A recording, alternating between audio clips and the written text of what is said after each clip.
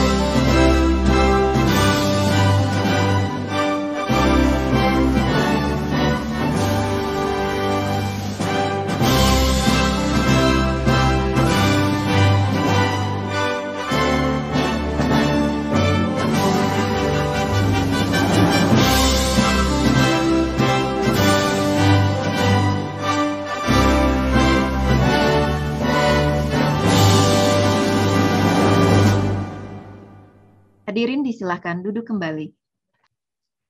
Selanjutnya, kita akan mengikuti penyampaian sambutan dari Sekretaris Institut Teknologi Bandung yang sekaligus akan membuka acara pada hari ini.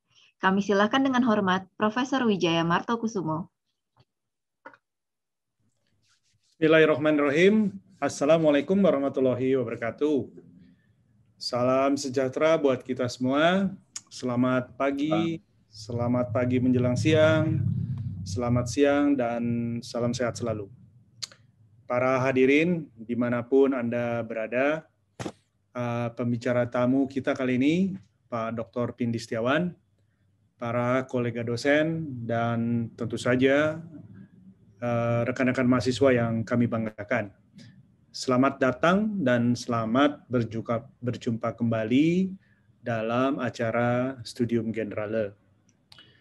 Pertama-tama, izinkan saya, Wijaya Martokusumo, Sekretaris Institut, mengucapkan selamat datang kepada Dr. Pindi Setiawan dari DKV FSRD ITB.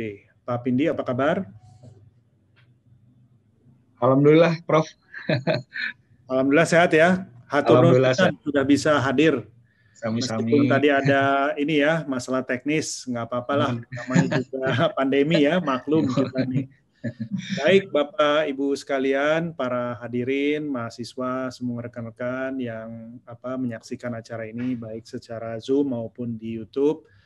Beliau ini Pak Dr. Pindi Setiawan, salah satu kebanggaan kami. Beliau akan memaparkan kali ini temanya cukup sangat menarik ya. Warisan gambar-gambar prasejarah dari zaman glasial sampai zaman laut ya. Jadi saya teringat ini seperti seperti kisah-kisahnya Indiana Jones ini mungkin ya. Punten nih Pak Pindi ya. Tapi terima kasih Indiana Jones, Pak. Ya. Terima kasih atas perkenan dan kesediaannya berbagi waktu untuk hadir bersama kita nih Pak Pindi ya. Jadi kami penasaran sekali ini dengan tema yang menurut saya sangat menarik ya. Nah ini nanti pemaparannya ya mungkin kita atur lagi. Biasanya sih kita kalau mulai jam 9 itu sampai dengan jam 10, Pak Pindi ya. Karena nanti diharapkan akan ada diskusi dan tanya jawab. Dan kuliah ini memang lazimnya diakhiri pada pukul 10.45 karena mahasiswa ini akan pindah ke kuliah lain. Jadi mangga diatur-atur, kalau sekiranya kita bisa menyaksikan dan ikut berdiskusi akan jauh lebih baik. Nah, acara ini nanti akan dipandu oleh kawan kami ini Pak Ridwan Fauzi yang akan menjadi moderator. Kemudian saya juga nanti mohon maaf nih Pak Pindi, barangkali mungkin terseiring berjalannya waktu, saya akan mengundurkan diri ya. Jadi saya sekalian membuka dan pamit nih kepada Pak Pindi karena ada kegiatan dan tugas lain. Sebelumnya saya juga mengucapkan terima kasih kepada panitia, para dosen pengampu. Di sini ada Pak Pras, ada Bu Naomi, dan pihak-pihak dari mata kuliah Studium Generale yang tidak bisa saya sebutkan satu persatu namanya. Terima kasih atas dukungannya selalu untuk kegiatan ini. Dengan demikian, dengan mengucapkan Bismillahirrahmanirrahim, acara Studium Generale tanggal 17 Maret ini saya buka, dan selanjutnya saya serahkan acara ini kepada moderator kita kali ini. Wassalamualaikum warahmatullahi wabarakatuh. Waalaikumsalam warahmatullahi wabarakatuh. Hadirin yang kami hormati, berikutnya kita akan simak bersama Studium Generale yang akan disampaikan oleh pengajar dan peneliti komunikasi rupa khusus gambar prasejarah dan hidup Buddha, Dr. Pindi Setiawan, MSI, dengan topik Warisan Gambar Cadas Prasejarah dari Zaman Glasial sampai Zaman Laut. Sesi ini akan dipandu oleh moderator, yaitu salah satu dosen pengajar mata kuliah KU 4078 Studium Generale. Kepada Bapak Ridwan Fauzi, MH, kami silahkan. Terima kasih. Baik, terima kasih Bu Alfi. Assalamualaikum warahmatullahi wabarakatuh. Alhamdulillah, salam sejahtera bagi kita semua, salam kebajikan. Waalaikumsalam.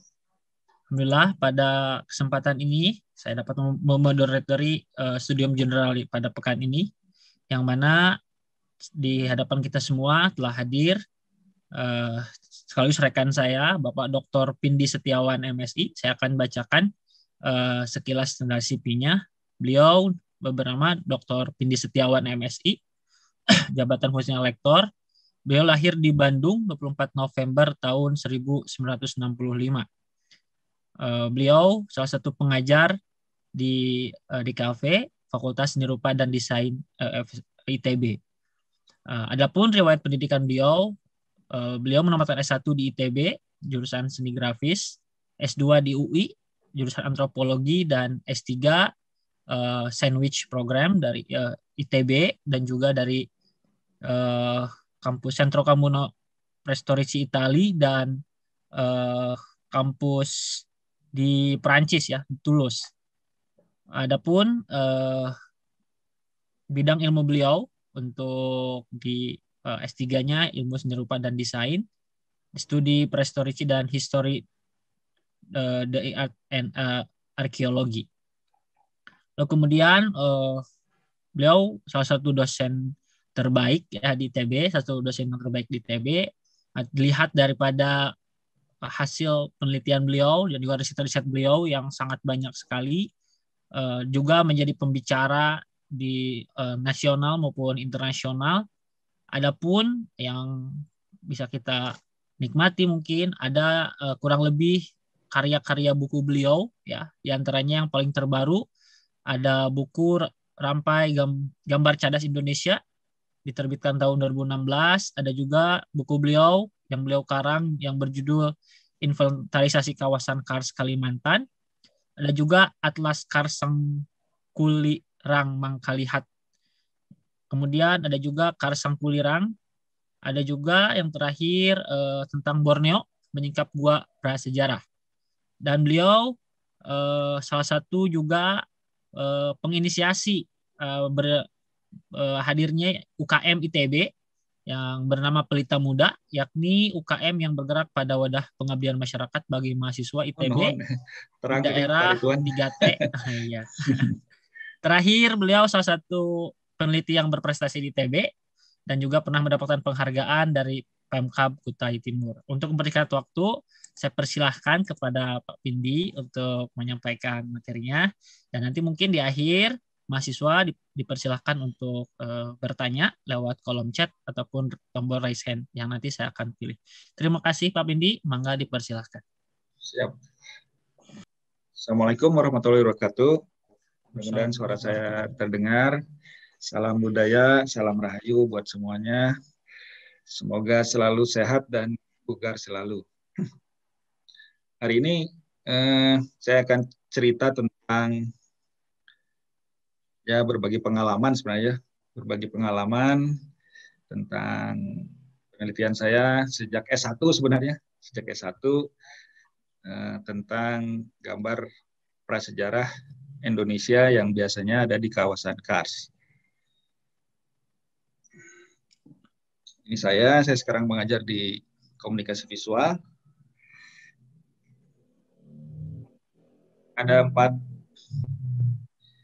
tahap. Saya mau mulai cerita awalnya meneliti. Terdengar ya suara saya bagus? Jelas Pak. Oh, jelas ya, oke siap. Nah awalnya sebenarnya salah satu mata pelajaran di seni rupa tentunya adalah mata kuliah menggambar ya. Nah ternyata kita dari buku-buku sejarah yang ada di seni rupa itu menggambar itu sejak zaman prasejarah. Nah setelah saya banyak di Hindu, kemudian saya suruh masuk prasejarah, kira-kira gitu ya. Lalu setelah saya pelajari ternyata ada beberapa yang menarik bagi konteks seni rupa ya. Jadi ada gambar-gambar yang adanya di tebing ya. Ini ternyata 90% situs gambar prasejarah Indonesia ternyata jauh dari kehidupan modern. Jadi ini juga kendala. Nah, apa artinya posisi gambar di tebing? Sebenarnya seperti ini. Jadi gambar-gambarnya saya lihat, masa sih gambar prasejarah jelek ini ya? Ternyata kita lihat ini Mas Ekeren 1972, dia gambar dari bawah. Lalu ada Ballard, orang Australia, 83, dia motret dari bawah. Nah, imaji aslinya, sebenarnya bagi anak seni rupa, garis tebal dan garis tipis tentunya ada pengaruhnya. Ini imaji aslinya. Saya memakai teknik, tentunya teknik fotografi yang memadai ya. Jadi saya langsung naik ke atas. Jadi inilah yang membuat saya kemudian jatuh cinta ya sama gambar cadas ya. Bahasa Inggrisnya rock art. Nah setelah itu ini adalah skripsi saya. Ini adalah skripsi saya sebenarnya. Skripsi saya kemudian dikembangkan dan kemudian ada tahun 95 ada yang mengajak ke Borneo. Nah ternyata di Borneo ini tim ini menemukan gambar prasejarah yang belum diketahui konteksnya di dunia. Nah, sampai tahun 94, sebelum saya survei di Kalimantan, itu dipercaya gambar-gambar Indonesia itu umurnya 4.000 tahun aja. Ini bukunya yang menyatakan 4.000 tahun. Ini situs-situsnya sampai tahun 4, sekarang setelah situs-situs tahun setelah 2010 itu udah banyak sekali ya. Nah, di Kalimantan katanya tidak ditemukan gambar berwarna hitam. Yang di Sabah itu warna hitam, arang. Nah, tahun 94 kita menemukan satu gambar tangan ya. Nah, gambar cap tangan biasanya akan sangat tua ya. Sangat tua umurnya minimal kita mengira sekitar 4.000 tahun. Walaupun ternyata lebih ya. Ini tim saya pertama tahun 95 ya, tahun 95. 94, 95, kemudian ini gambar pertama yang ditemukan ya. Ini gambar tua, sebenarnya gambar tua. Secara teori ini adalah gambar tua, cuman kita belum tahu umurnya berapa waktu itu ya. Daerah Sangkoliran adalah daerah kawasan Kars. Ada sekitar 7 gunung Kars yang besar ya. Tingginya sekitar dari 500 sampai 1.000 meter dari sungai. Panjangnya itu bisa sampai 20 kilo ya panjang batunya ya. Jadi itu gunung yang besar ya. Dan ribuan gua. Kebetulan tempatnya jauh di pedalaman, di hutan, sehingga membutuhkan waktu berhari-hari untuk sampai ke satu gua saja. Ada yang di sungai, gua-guanya, ada yang di tengah tebing, tingginya sekitar 90 sampai 150 meter dari sungai. Bahkan kami menemukan gua-gua di puncak Gunung Kars itu ya.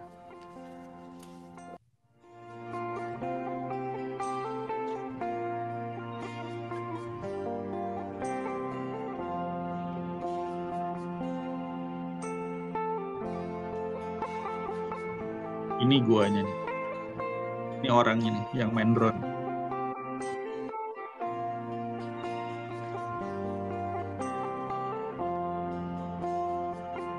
Gua ini dicari 2 hari ya untuk mendapatkan pintu masuknya karena berada di tebing ya. Mencari akses yang accessible itu 2 hari ya.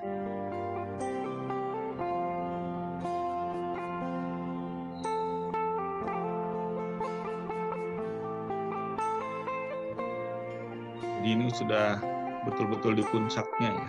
Ada gua besar, guanya sudah mendekati puncak. Jadi kalau kita ke puncaknya kita bisa melihat jauh ya. Ini gimana sih kesananya? Kira-kira seperti ini ya.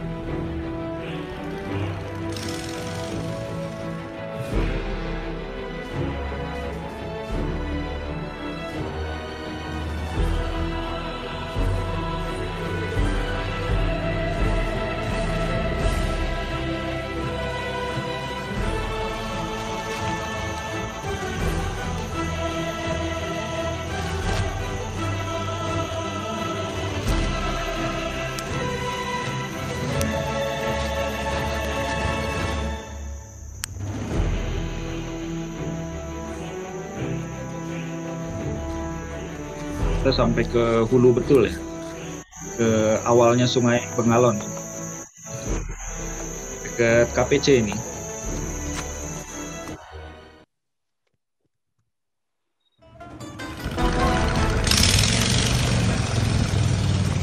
Ini campnya, biasanya sekitar sebulan ya, 1,5 bulan di hutan.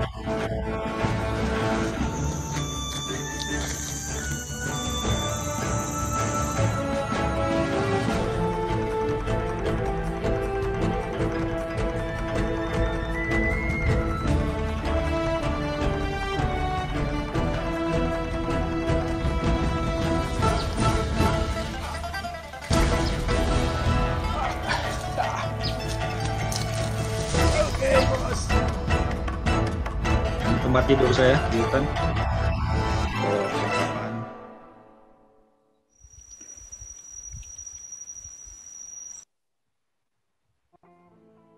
Apa yang kita temukan di dalam situs-situs itu, di dalam gua, di dalam ceruk ya, adalah gambar-gambar prasejarah yang kalau menurut hemat saya salah satu yang terbaik yang bisa kita temukan di dunia ya. Mereka menggambarkan mamalia besar, misalnya yang paling banyak gambar rusa, kemudian gambar banteng. Di beberapa tempat kami temukan juga beruang, ditemukan juga babi hutan, kemudian ditemukan tapir. Kemudian kami juga menemukan kadal misalnya, gecko ya. kemudian kura-kura, lalu terenggiling, tampaknya terenggiling raksasa ya. Lalu ini juga ada beberapa digambarkan daun misalnya. Nah, tapir misalnya, dia diketahui telah punah 6.000 tahun yang lalu di daratan Kalimantan. Kemudian kalau itu memang terenggiling raksasa yang digambar, maka sebenarnya sudah punah di tanah Kalimantan 30.000 tahun yang lalu. Selain mamalia, juga digambarkan hal yang menarik, yaitu alat buru ya. Alat burunya ini berupa pelontar tombak, spear throw. Nah, pelontar tombak ini hanya bisa digunakan di medan yang berupa savana ya.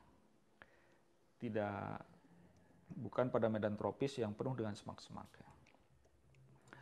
Kita tahu bahwa Kalimantan sekarang bermedan hutan tropis ya. Nah, ternyata hutan tropis di Kalimantan itu, khususnya di pesisir timur Kalimantan, tempat Sangkulirang berada di Kalimantan Timur, itu baru menjadi hutan tropis kira-kira 8.000 tahun yang lalu. Artinya gambar cadas ini yang di Sangkulirang ini, dari apa yang digambar, sebenarnya minimal dia tidak bisa lebih muda dari 6.000 tahun. Di mana tapir menghilang 6.000 tahun yang lalu. Dari alat bahkan harusnya digambar sebelum hutan tropis ada. Berarti 8.000 tahun yang lalu ya. Apalagi kalau kita merujuk ke terenggiling ya 30.000 tahun yang lalu.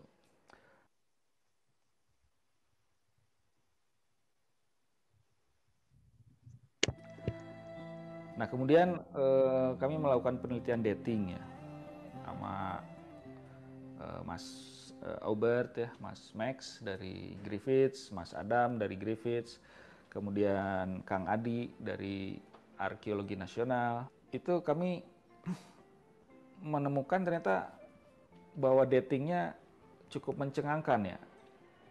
Dia merujuk pada tarikh ini yang di dating gambarnya. Artinya ketika itu Kalimantan, Sumatera, Jawa masih bersatu dengan Asia. Berarti itu zaman es ya. Artinya gambar-gambar ini dibuat oleh pra-Austronesian. Ini orang-orang yang telah hadir di Kalimantan, Pulau Kalimantan sekarang, jauh sebelum Austronesian datang.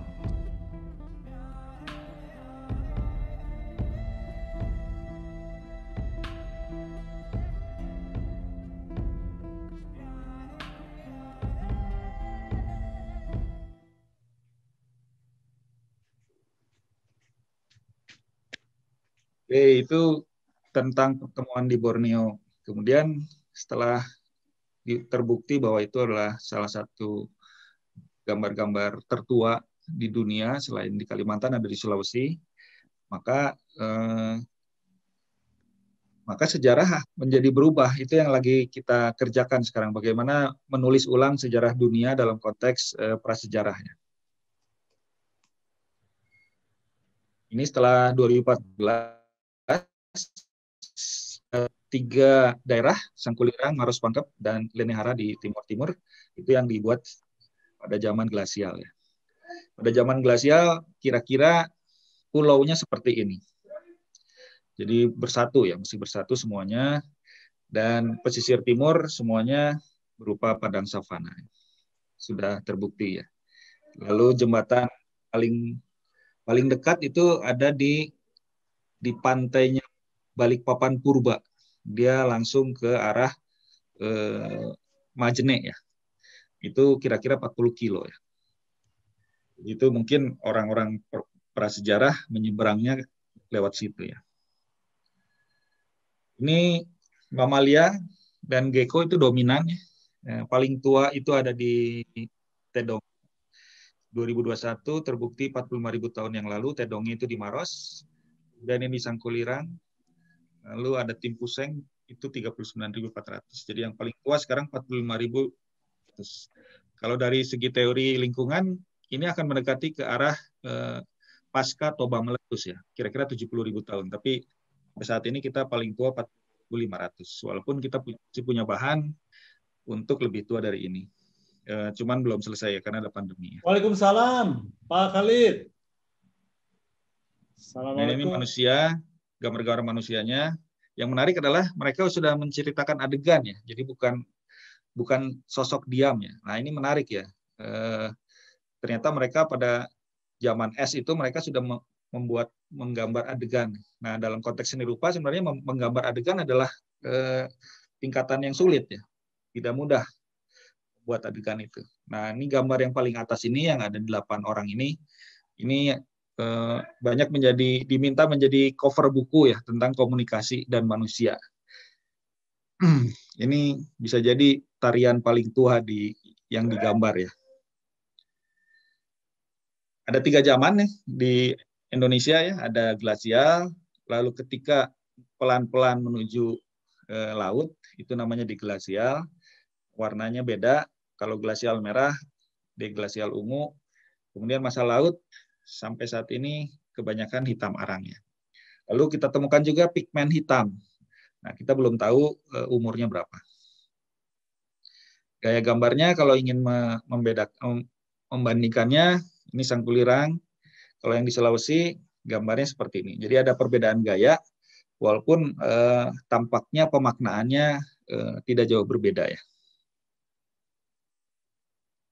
Ini contoh hand stencil-nya. Hand stencil-nya tidak polos ya, dia menggambar di dalamnya ya. Nah, ini semacam body painting ya. Saya rasa ini bukan tato tapi body painting. Mungkin terkait dengan satu kejadian sosial tertentu, atau misalnya sudah lulus S1, sudah lulus S2, mungkin sama aja ini ya. Cuman zaman prasejarah. Ini yang menarik juga di Paleolitik itu gambarnya ada juga di beberapa ada yang di ruang gelap ya. Nah, ini menarik ya.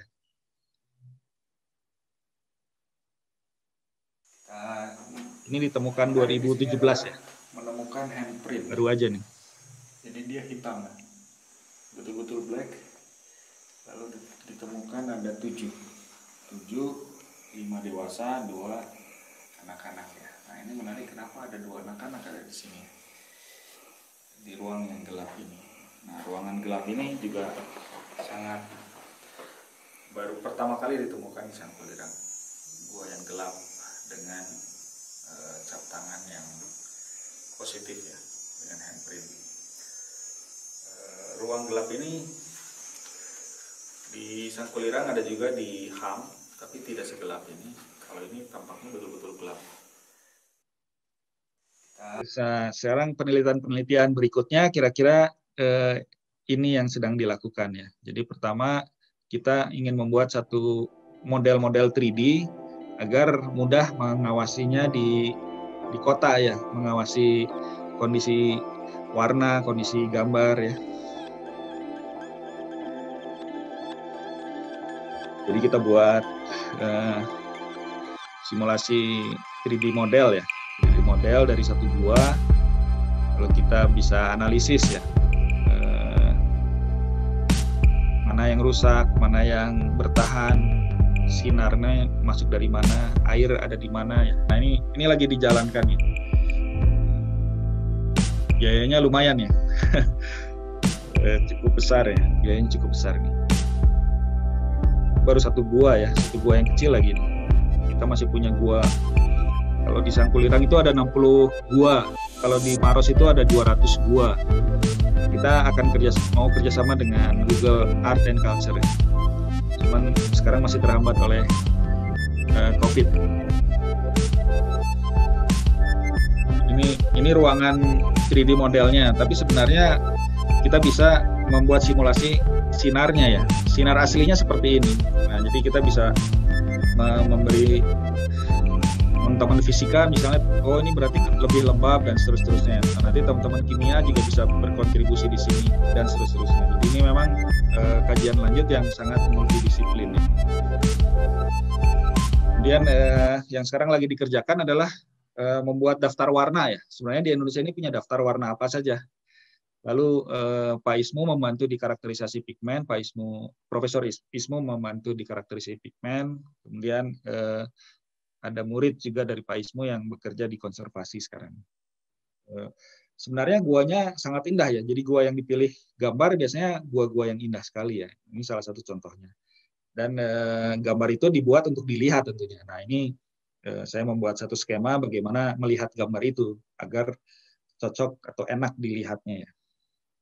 Nah yang menarik adalah ada cara lihat tidur ya. Nah cara lihat tidur ini hanya ada 3 situs yang seperti ini, 2 di Kalimantan, 1 di Australia. Nah, yang di Australia masih digunakan.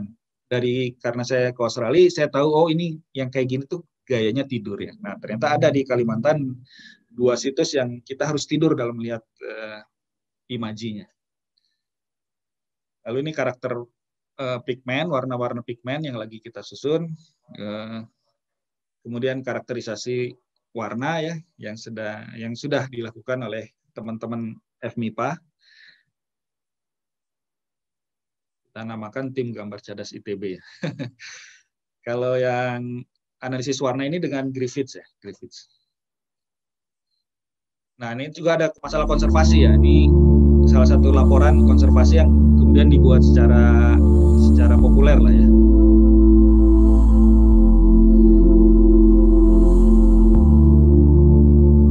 Dosen UI Arkeologi, Bu Karlina.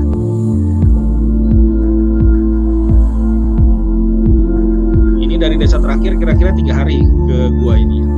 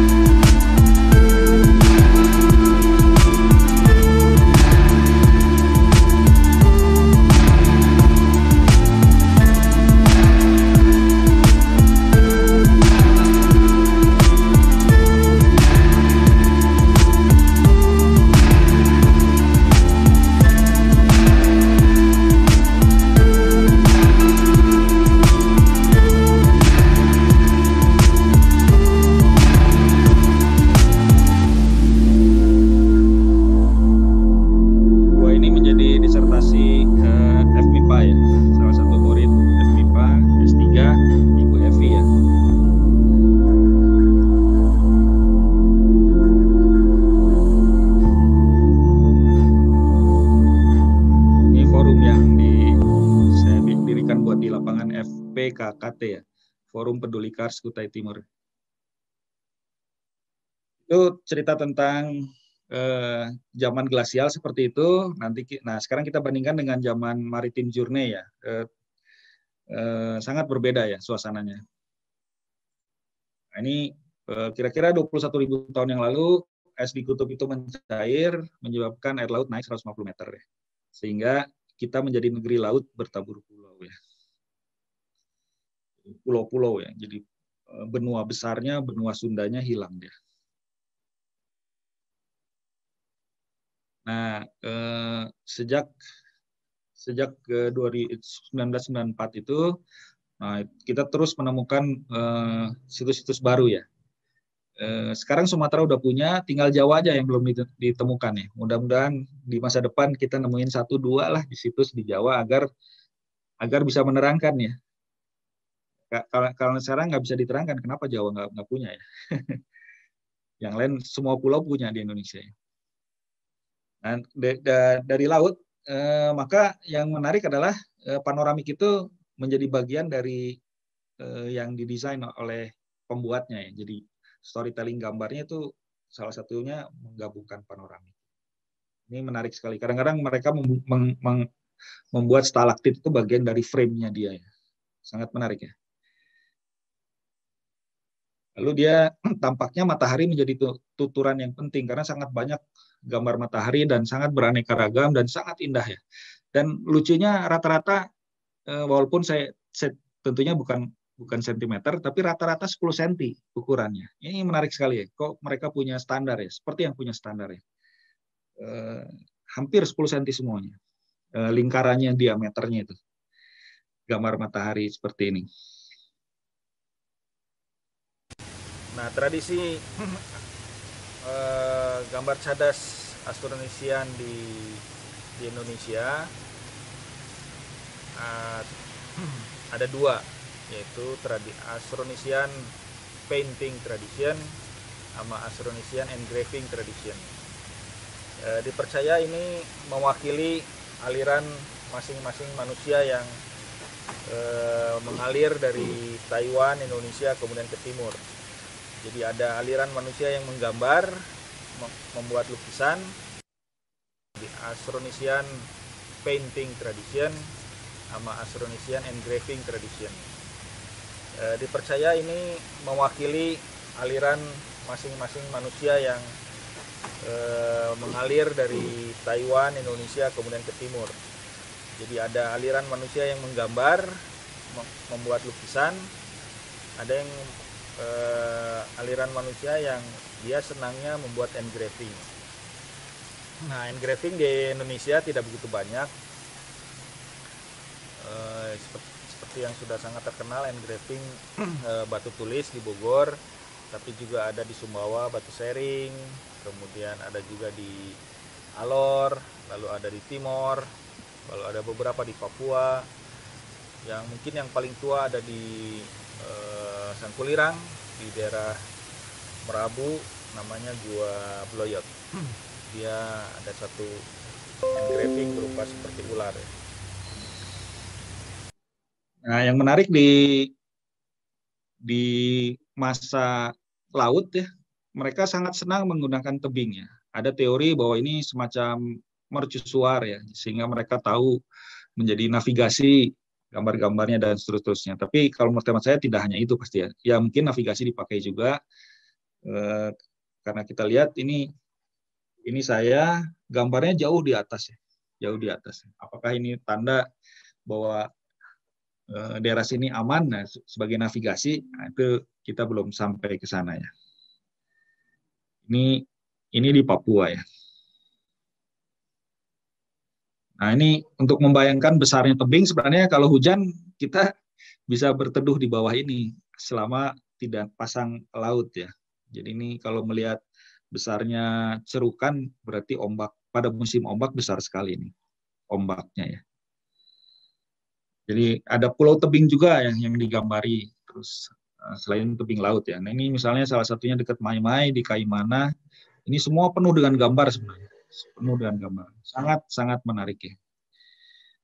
Sayangnya karena di laut kita hanya bisa akhir tahun sebenarnya di Indonesia Timur. Nah, tahun ini akhir tahun kemarin kita nggak bisa ke Papua karena COVID ya.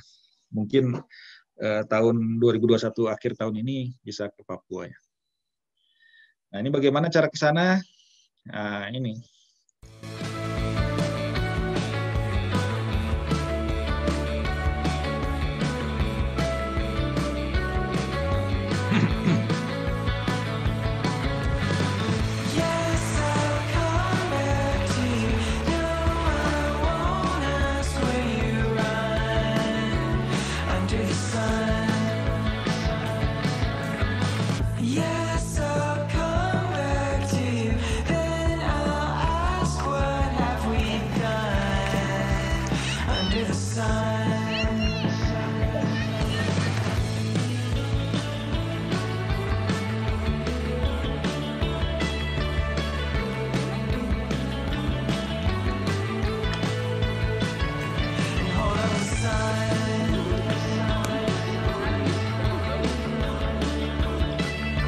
burung.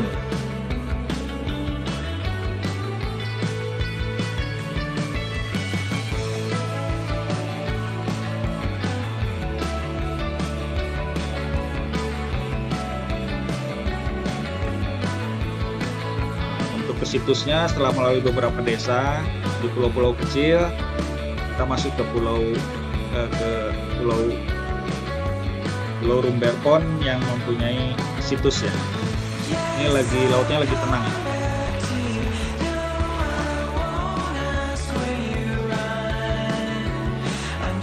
Ini sekali airnya luar biasa. Ini termasuk Taman Nasional Teluk Cendrawasih.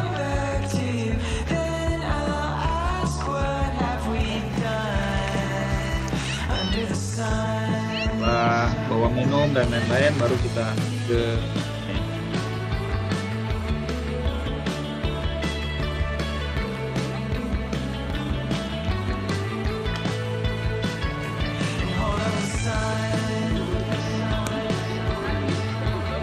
tampaknya ikannya tidak takut ya, karena mungkin tidak biasa, dianggap cuek aja sama manusia ya. Menarik nih. Berarti manusia nggak pernah mengganggu ikan. Nah ini situsnya yang di kiri atas. Ini situsnya ada di kiri atas, kita harus naik ya.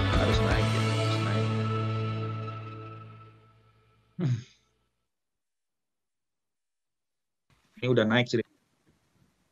Selamat siang. Kali ini kuliah kita tentang gambar cadas Papua yang berada di Teluk Wondama, di Teluk Cendrawasih, Kabupaten Wondama. Saya sudah berada di satu situs yang dinamakan oleh penduduk sekitar adalah Inuri Kirei. Inuri adalah ular. Memang ini berada di ketinggian 5 meter. Harus naik ya, harus naik. Karena kalau menunggu laut pasang, harus nunggu surut. Ini 5 meter nih yang ini. Nah, kemudian kajian lanjutnya adalah kita ingin tahu sebenarnya kalau dulu manusia perahu itu menggunakan perahu, arusnya lewat mana ya? Sampai saat ini kita datangnya dengan motor selalu, perahu motor. Nah, kita akan mengadakan ekspedisi penelitian lah ya dengan teman-teman.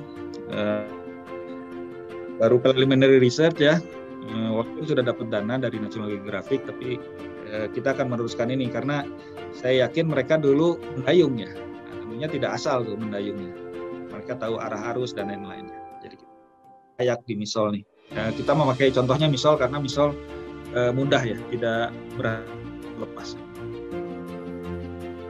Di Misol kira-kira ada 40 sekian situs dan bagus-bagus ya, gambarnya bagus banget Misol itu ya. Lalu ada ubur-ubur yang sudah tidak menyengat ya.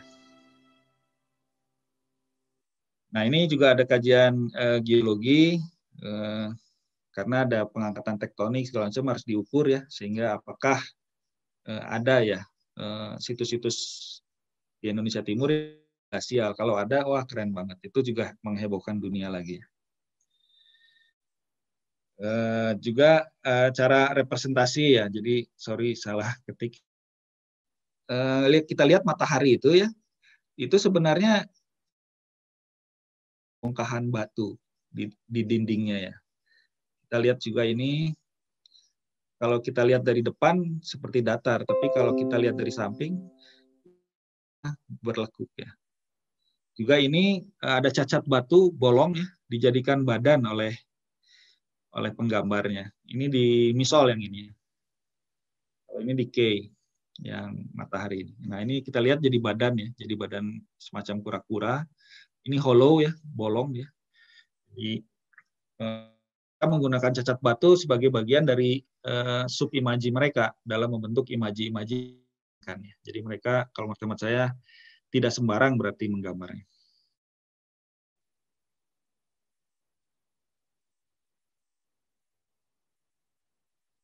Nah ini sebarannya sekarang sudah cukup banyak dari tahun 4 saya kira-kira berkontribusi sekitar 70 situs dari yang ada sekarang ini, 70 situs baru maksudnya. Kira-kira demikian, ini penutup dari saya.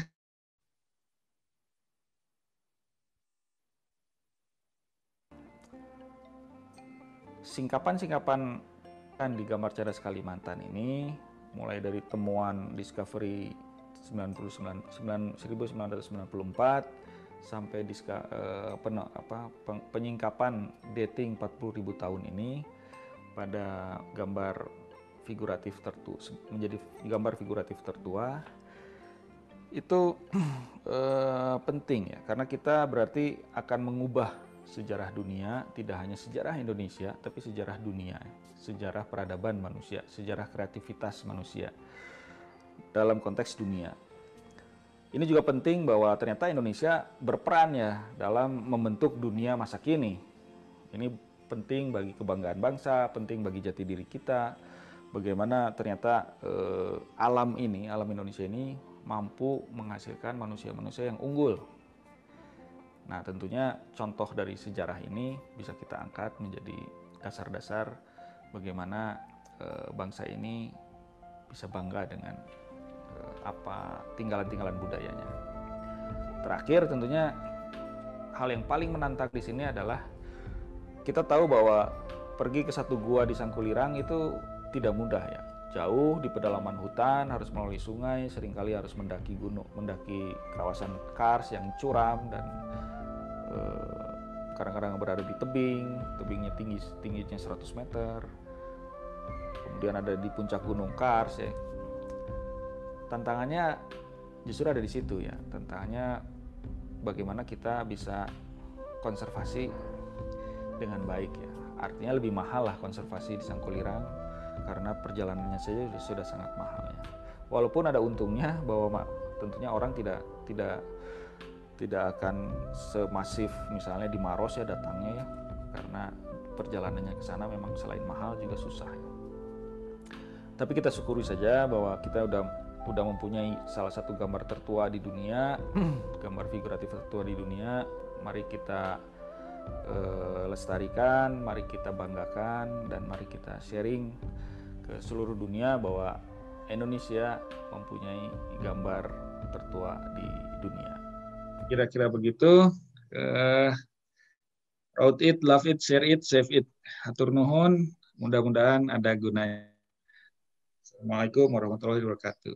Waalaikumsalam warahmatullahi wabarakatuh. Terima kasih Pak Pindi, paparannya sangat menarik sekali ya. Sangat membanggakan kita sebagai bangsa Indonesia memiliki tinggalan-tinggalan budaya yang sangat maju di masa dulu ya. Baik, mungkin dari mahasiswa ada yang bertanya, silahkan boleh ditulis di kolom chat atau menyalakan tombol raise hand. Oh, sudah ada. Richard, halo Richard. Silahkan dibuka mic-nya.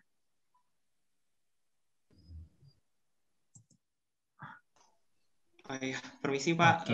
Ya, silahkan Richard. Ya, perkenalkan nama saya Richard dari Teknik Geofisika. Apakah suara saya kedengaran, Pak? Jelas Richard. Silahkan. Oh iya. Baik, Kang. Saya izin bertanya, Pak. Kita ini kan tadi lihatnya situs-situs itu kayak di Sangkulirang, di Kalimantan, terus ada di Maros ya, Maros itu di Sulawesi, terus tadi ada sempat juga yang di daerah Nusa Tenggara gitu ya Pak, dengan yang di Papua. Nah, yang saya ingin tanyakan itu Pak, kan itu hampir kayak di Kalimantan dengan yang di kayak menjadi suatu interest tersendiri gitu kan ya Pak. Kayak motif tangannya tuh hampir mirip dan binatang-binatangnya juga gitu hampir mirip. Jadi kayak mendukung zaman es lalu gitu, zaman glasial lalu, bahwa blok Sunda itu bersatu. Nah, yang saya ingin tanyakan gitu Pak, apakah persebaran dari mungkin manusia-manusia prasejarah mungkin gitu kan ya, karena saya juga yakin bahwa di Indonesia itu kan terdapat beberapa jenis ras gitu kan, yang kayak ada Melayu tua, ada Melayu muda, ada Kaukasian gitu kan ya Pak ya. Nah yang saya ingin tanyakan apakah persebaran dari gambar-gambar peninggalan sejarah itu erat kaitannya dengan misalnya ini dengan ras Melayu muda atau ini dengan ras Melayu tua gitu Pak. Terima kasih. Baik, Siap. sudah bisa ditangkap. Terima kasih, Saudara Richard. Pak Pindi mau langsung dijawab? Langsung Atau aja. Ya, silakan Pak. Kalau ras Melayu tua, Melayu muda itu kira-kira pasca Neolitik gitu. Jadi kalau kita ngomongnya Paleolitik ya, kita belum bicara ras yang sangat beragam pada zaman Neolitik ya. Jadi masih kira-kira baru 3. Ya, di darah kita ada ketiganya itu. Ada Austronesian, ada darah Melanesoid, ada darah Austronesian. Itu kalau kita tes DNA kita, biasanya terdiri dari tiga genom ya, 3 genom itu. Nah, kalau ras itu kan lebih terkait pada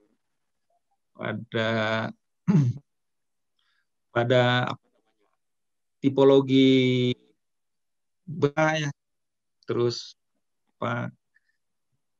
rambut, kulit, mata sipit. Nah itu jadi tipologi. Karena bisa saja seorang Jawa ya tanya sebenarnya.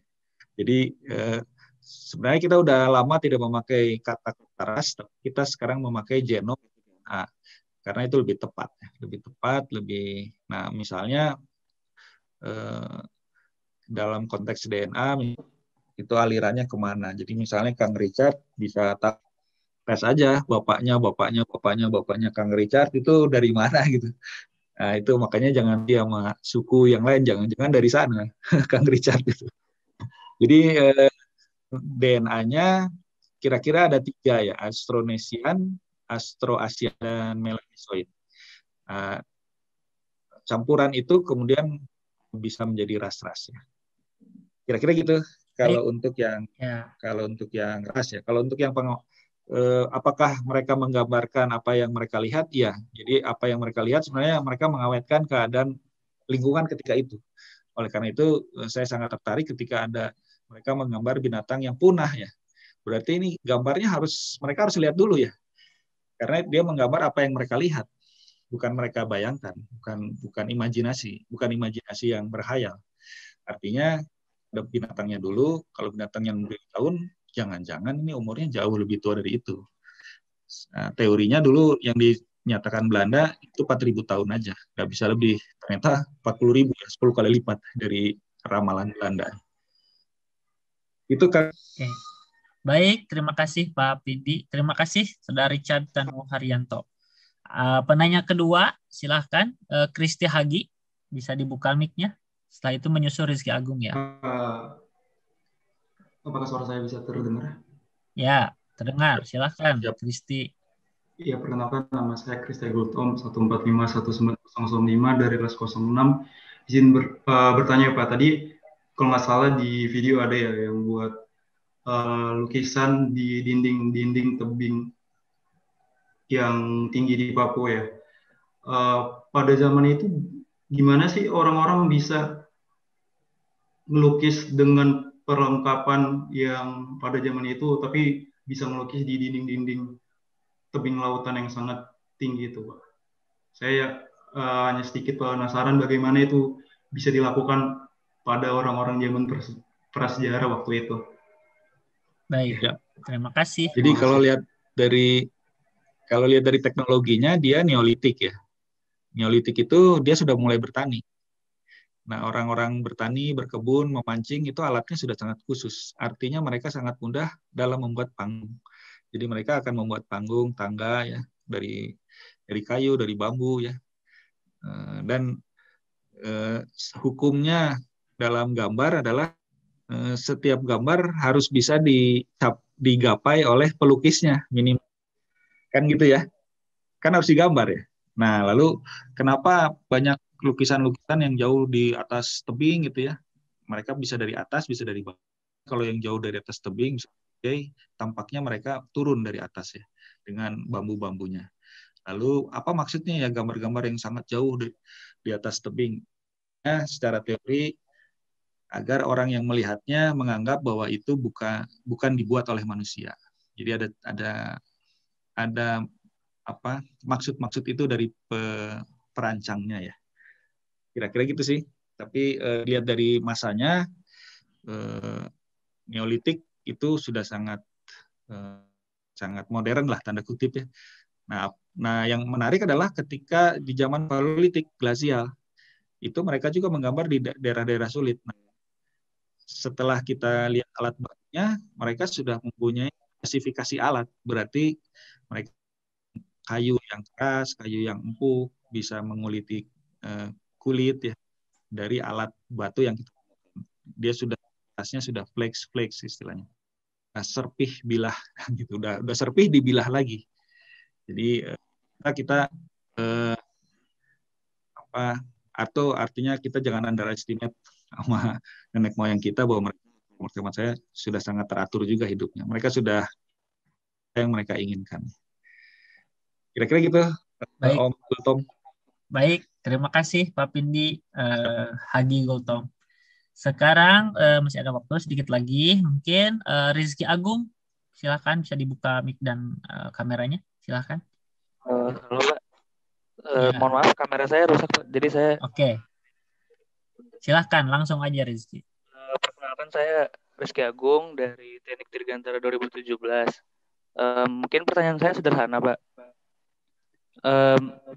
Gimana cara menginisiasi atau kita mengeksplorasi si situs-situs tadi itu ya Pak? Apakah emang dari peneliti akan menuju ke suatu tempat gitu terus berlama-lama di sana muter-muter atau ada laporan dari warga atau bagaimana ya Pak? Teknisnya kira-kira seperti itu sih Pak. Oh iya. Terima kasih. Ya, terima kasih Rizky. Mangga Pak Pindi. Susah. Pertanyaannya susah nih Om Rizky. Sederhana aja udah susah ya. Jadi kalau saya waktu ke Papua, ke Maluku, Papua atau Timur, saya menuju situs yang sudah ada laporan dari orang Belanda atau orang arkeolog senior, atau ada dari laporan dari penduduk ya.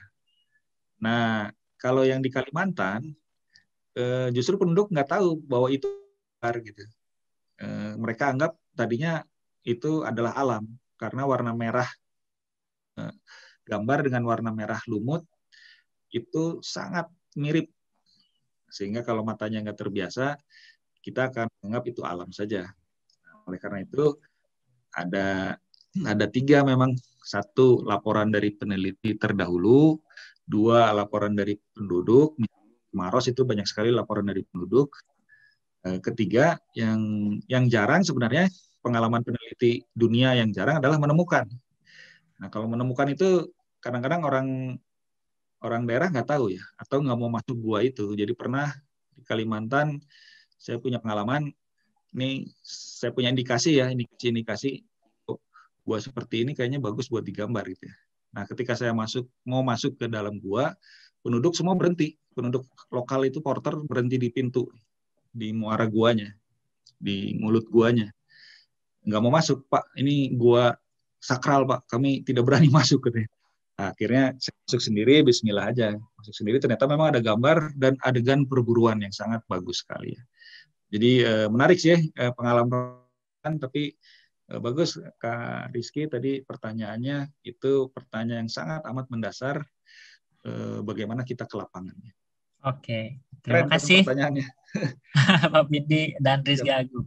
Satu lagi mungkin Bapak, tadi dari Bagus Adityawan di salah satu slide ada gambar makhluk humanoid dengan 3 tanduk dan mata besar. Ini kira-kira menggambarkan apa ya Pak?